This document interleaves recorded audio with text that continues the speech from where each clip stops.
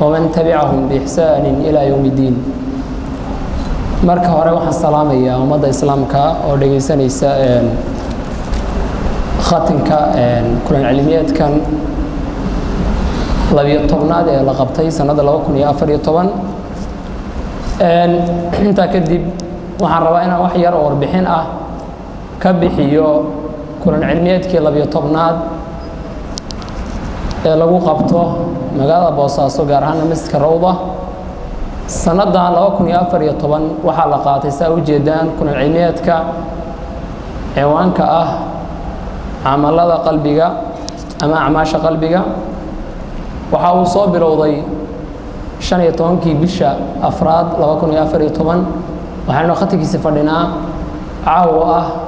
19kii bisha afraad 2014 kulan cilmiyeedkaas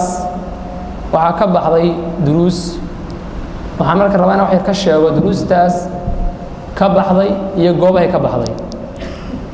muxaadaraad ka baxayay Masjidka Rawda xilliga habeenka waxay ahaayeen 5 muxaadaro oo ay 3 kamid la socdaan jawaabo ay ka bixinayeen culimadu masaa'isha ama su'aalaha ay soo gudbistaan bulshadu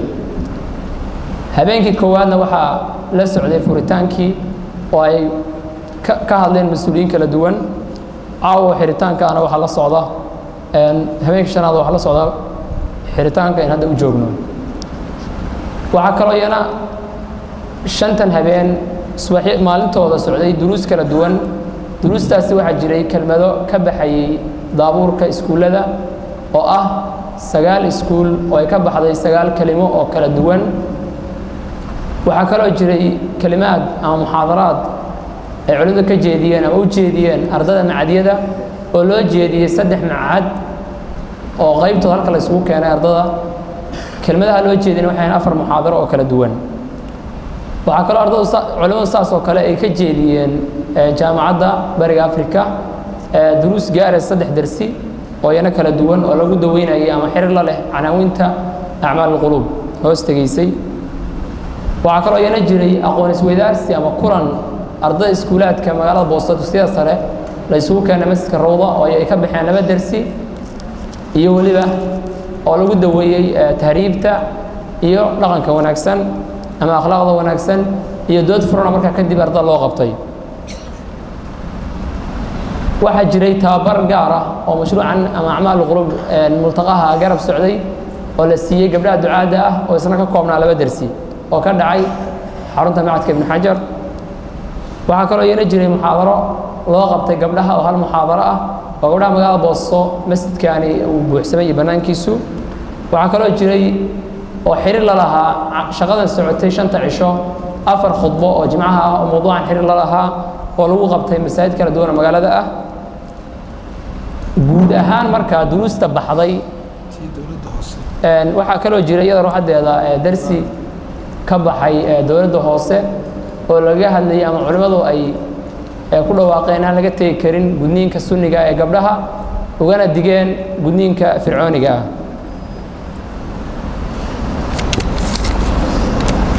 tirada duruusta baxday oo ka baxday goobaha kala duwan waxay gaaraysaa 32 darsi oo 5 cisho gudahooda baxay waxa xusid mudan inay jiraan darsi loogu talagalay ganacsatada oo isagu insha Allah bari baxaya laakiin se ku jira 2 darsi baan leeyahay laakiin se ku jira tirada hadda aan sheegay kana baxaya rugta ganacsiga ee magaalada Boosaaso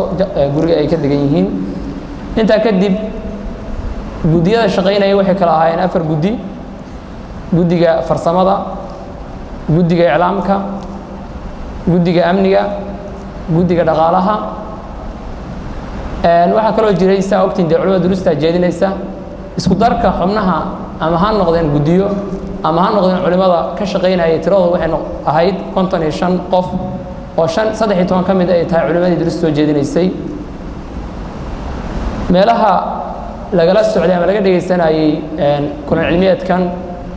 gaar ahaan oo weyn yahay kan ka baxay masjidku waxay ahayd gobolada Puntland dalka Mareykanka oo ay qolka 114 ay kaga jireen Yurub meelaha laga dhageysto TV-yada Puntland gaar ahaan TV-ga Puntland TV ayaa isagu shanta habeen banadooda baahinayay oo marka ay habeen ku xiga ayuu bilaabayay waxa kale oo ruuxadooda ay baahinayay website Soomaalidu oo intooda badan la gelinayay darsiga habeenka baxa ee cod ah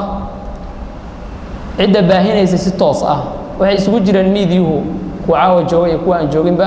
kuwa toos u baahinayay iyo kuwa habeenka xiritaanka furitaankii barnaamijka jaamacadda kulankii ardayda barnaamijka dawladda hoose barnaamij gaar ah kuwa joogay waxaan rabaa marka inaan xusuusto kuwa toos u baahinayay waxa ugu horeysay idaacadda Al-Hikma oo laga dhageysto inta badan gobolada Puntland idaacadda SBC iyo Puntland TV oo saan sheegay ku celinayay nadooda tan kuwa aan gaarka u xusay waa kuwa sida tooska u baahinayay nadooda qiyaas ahaan dadka ka faa'iideystay kulan cilmiyeedkan 2014 oo ahaa kulan cilmiyeedkii 12aad Allah subhanahu wa ta'ala ayuu xisaaban tahay laakiin saa ogtihiin waxa laga socday dal iyo dibad labadaba oo waxaan xusid mudan in toos looga dhageysanayo qolka 114 oo dalka Mareykanka ah waxa kale oo xusid mudan barnaamij ay samaysay shirkadda Golis oo ahaa in line ku xiran masjidka oo soo wacayso kadibna lamar baas wargelinayso meel kasto kamid ah Puntland marka aad si live u helaysid maxaa la yiraahdaa muxaadaro masjidka uga socotay oo ah barnaamijka fududeynaya in magaalooyin badan ay ka soo galaan masaajid line ku xirtaan oo ah barnaamijka fududeynaya idaacada qayb kamid ah inay ka qaataan hawada oo intay lamarka qaracaan lambar secret geliyaan insha Allah Allah subhanahu wa ta'ala ayaan mahad dhamaantood celinayaa waxaan kaloo u mahadnaqayaa dhammaan cid kasta oo maskax maal fikrad waqti xoog maxaa la yiraahdaa gelisay والسلام عليكم ورحمة الله تعالى وبركاته